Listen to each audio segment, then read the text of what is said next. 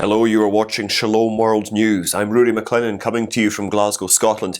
Here are the latest headlines from around the world.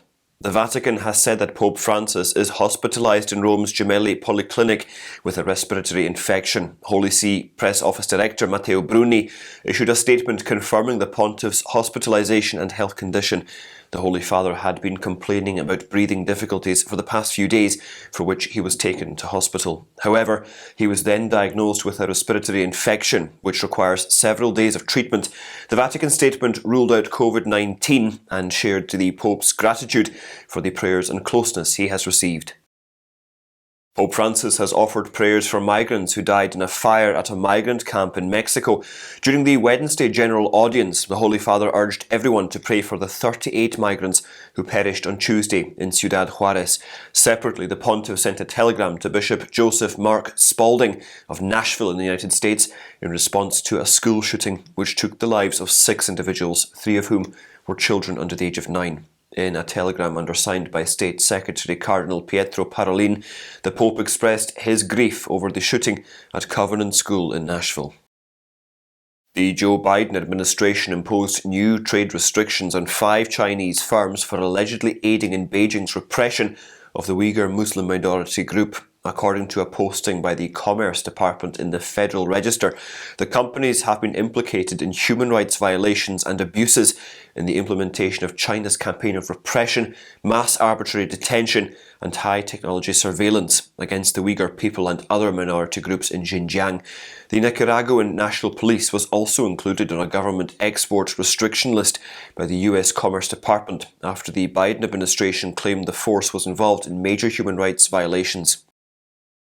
A Nigerian Bishops Conference report shows that 16 priests were killed, 12 faced attacks and 53 were abducted from 2006 through to 2023 in the West African country. Most of the abducted priests were kidnapped on highways or in attacks on their rectories. Northern Nigerian Christians are often attacked by Boko Haram, the Islamic State in the West Africa province, and Fulani militants. Throughout Nigeria, kidnapping has become increasingly common. In some cases, the abductors demand large sums of money in exchange for release. On Monday, the Tennessee Senate unanimously approved adding "In God We Trust" to the state seal. The measure has now been sent to the House's State Government Committee. State Senator Rusty Crowe of Johnson City and State Representative John Hoslaw of Elizabethton introduced Senate Bill 0420 and House Bill 0771 respectively. If the bill passes the House, Governor Bill Lee would also have to submit a design for the new state seal by the 1st of July in 2025. State Senator Rusty Crowe said that the new seal should also reflect the importance of God as a constant reminder of the state's agriculture, commerce, politics and economic fortunes are tied to its spiritual faith. A church in the US state of Maine is opposing a state law that prevents religious schools from accessing tuition program funding if they do not follow an LGBT anti-discrimination policy. On the 27th of March, the Crosspoint Church running Bangor Christian Schools lodged a complaint against officials in the United States District Court. In their lawsuit, the church alleges that the regulation is a poison bill because Christian private schools follow the biblical view on gender and sexuality. They argued that the Bible teaches the rejection of gender identity that does not correspond with one's biological sex. As per the lawsuit, the group was no longer eligible to participate in the tuition program, and eligible families could no longer use their tuition benefit. The Maine anti-discrimination policy prevents any sort of discrimination based on gender or sexuality. A political crisis is brewing in Iraq, with the parliament passing several amendments to the electoral policy affecting the seats that are reserved for religious and ethnic minorities. As per the new policy change that was passed on the 27th of March, the electoral system will now become a proportional system favouring big political formations and coalitions. This will affect independent candidates who mostly hail from Christian and other minority communities. Out of the 219 seats, 206 lawmakers approved the new electoral policy, with much support coming from powerful Shiite parties in the coalition, which is pro-Iran and has the majority in the parliament. There were strong protests from independent candidates, with some having to be forcibly evicted from the chamber. Over the weekend, there were roadblocks in Baghdad and in other cities. The party of former Myanmar leader Aung San Suu Kyi, the National League for Democracy, has been dissolved by the ruling junta that overthrew the democratically elected government in February in 2021. Experts claim that this is being done to prevent the return of civilian rule after the next elections, although there will almost certainly be more violence as a result of strong opposition. All existing parties in the nation have been given 2 months to re-register in accordance with a new law that the military administration established in January. The National League for Democracy, which does not consider the current government to be legitimate, refused to do so and was therefore dissolved, along with 40 other political formations. The Secretary-General of the Italian Episcopal Conference, Archbishop Giuseppe Baturi of Cagliari, has announced that the episcopate has distributed 8,000 Bibles to inmates of 100 Italian prisons.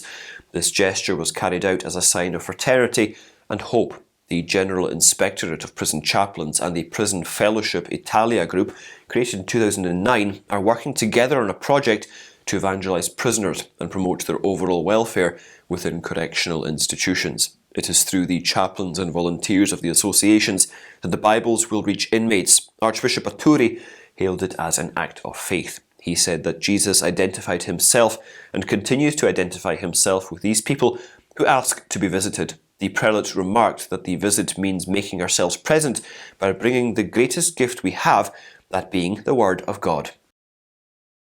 Police in the Central Asian country of Kyrgyzstan have fined 2 Catholic nuns for reading from the lectionary during Holy Mass on the 26th of March. Officers barged into the St. Nicholas Church in Talas town and imposed a fine of $90 each on Sisters Daniela Chinchilova and Eva Eliasova of the School Sisters of St. Francis congregation. They were accused of preaching the Catholic faith. They said the nuns preached without the permit of the State Commission for Religious Affairs. Director of the Curia of the Apostolic Administration, Brother Damian Wojciechowski, said the nuns were penalised out of ignorance. The laws of the country mandate that foreigners get special permission to preach or officiate at Mass. There are several thousand Catholics in the Muslim-majority country, with them being part of a sui juris mission controlled directly by the Holy See. Archbishop Ignatius Kaigama of Abuja in Nigeria has said that the people of God in Nigeria are hoping to have a taste of a spiritual rebirth at an individual level and also a national transformation. He said this comes in the midst of devastating political and economic challenges. In his Sunday homily, Archbishop Kaigama said he found it regrettable that some Nigerians pride themselves in sinful habits such as murder, abortion, banditry, terrorism, and drug and alcohol abuse, as though they are a new moral code to be emulated. The 64-year-old prelate encouraged the people of God in Africa's most populous nation to have hope in God, saying God still offers us a renewed opportunity and grace to heal and to restore. According to a press statement from the US Department of Justice on Tuesday, a Wisconsin man has been charged in connection with the firebombing of a pro-life centre in Madison. Investigators believe that during the attack on Wisconsin Family Action in May last year, vandals hurled a Molotov cocktail and then began to light a fire when it failed to ignite. According to a release from the Department of Justice, 29-year-old Hirdindu Sankar Roy Chowdhury of Madison was detained earlier on Tuesday in Boston. He is charged with 1 count of attempting to cause harm with a fire or bomb. A new movie on St. Padre Pio starring Catholic convert Shia LaBeouf will hit US theatres on the 2nd of June this year. Gravitas Ventures, an entertainment business, has reportedly acquired the distribution rights to the movie. The film chronicles the life of St. Padre Pio, a Franciscan priest, mystic and stigmatist who was hailed as a great miracle worker of the 20th century. The film's director, Abel Ferrara, co-wrote the script with Maurizio Brauchi. In September last year, the film had its world premiere at the Venice Film Festival. The movie depicts St. Padre Pio's admission to the Capuchin monastery of San Giovanni Rotondo, set against the backdrop of the First World War. And those are your latest headlines. Do join us again tomorrow for more, but do remember in the meantime, you can always visit swnews.org for more updates. Shalom.